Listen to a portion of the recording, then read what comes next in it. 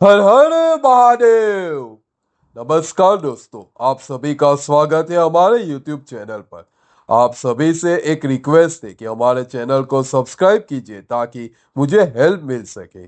दोस्तों, हमने रामायण की कहानी तो अक्सर सुनी है, लेकिन आज इस वीडियो में हम रामायण के पन्नों से एक चौंका देने वाली कहानी को आपके सामने लाएंगे।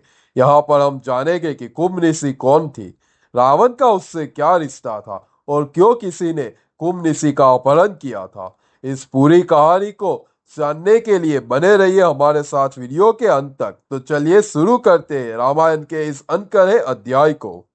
जब कुंभकर्ण और मेघनाथ रावण के साथ उसके पुष्पक विमान पर बैठ के जा रहे थे, तब कुंभकर्ण ने कहा, हे राजन, इधर आप इन बेचारी स्त्रियों का अपहरण करके ले आए हैं, उधर आपके पुरुष को ललकारते हुए मधु दैत्य ने कुंभनिशी का अपहरण कर लिया है।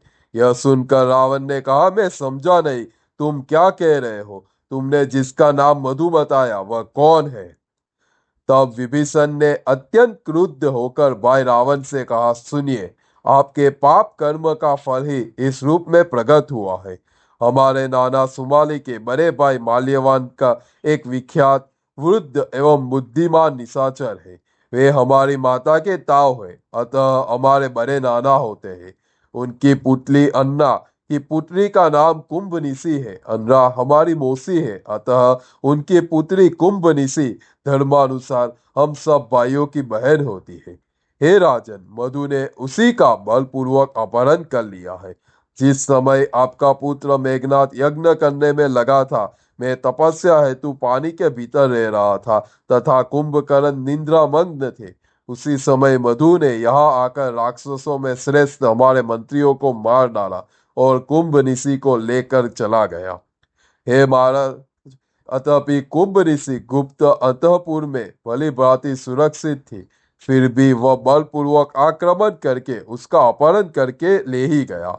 बाद में इस घटना को सुनकर हम लोगों ने उसे क्षमा ही कर दिया तथा यह सोचकर नहीं मारा कि जब कन्या विवाह के योग्य हो जाए तो उसे सुयोग्य पति के हाथों में सौंप देना चाहिए।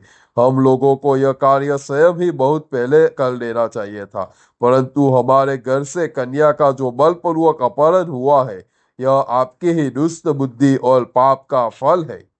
आपको अपने पाप कर्मों का इस फल इसी लोक में प्राप्त हो गया। यह बात आप अच्छी तरह समझ लें। विभीषण की यह बात सुनकर राक्षस इंद्र रावण अपनी दुष्टता के कारण पीड़ित था। तपे हुए जल वाले समुद्र की भांति संतप्त हो उठा। उसके नेत्र क्रोध से मारे लाल हो गए। फिर उसने इस प्रकार कहा, मेरे रथ को तैयार किया जाए, सूरवीर सज्ज हो जाए। मेरे भाई कुंभकर्ण एवं अन्य सभी मुख्य निशाचर अनेक प्रकार के अस्त्र शस्त्रों से सुसज्जित होकर वाहनों पर बैठे। आज रावण का भय न मानने वाले मधु को युद्ध में मारकर मैं अपने मित्रों के साथ लेकर युद्ध की इच्छा से देवलोक की यात्रा करूंगा। यह सुनकर 4,000 अक्षौनी राक्षसों की सेना अनेक प्रकार के अस्त्र शस्त्र लेकर सिद्धता पूर्वक लंका से बाहर निकल पड़ी। मेघनाथ सभी सैनिकों के साथ लेकर सबसे आगे चला। रावण मध्य भाग में तथा कुंभकर्ण सेना के पुष्ट भाग में चल रहे थे। विभीषण धर्मात्मा थे, अतः वे लंका में रहकर ही धर्माचरण करने लगे। तो दोस्तों, यह थी कहानी रावण की बहन कुंभनिशी की, जिसका अपहरण मधु दैत्य ने कर लिया था। आपको यह कहानी कैसी लगी? कुंभनिशी और मधु के बारे में आपके क्या विचार है? हमें नीचे कमेंट सेक्शन में जरूर बताएं।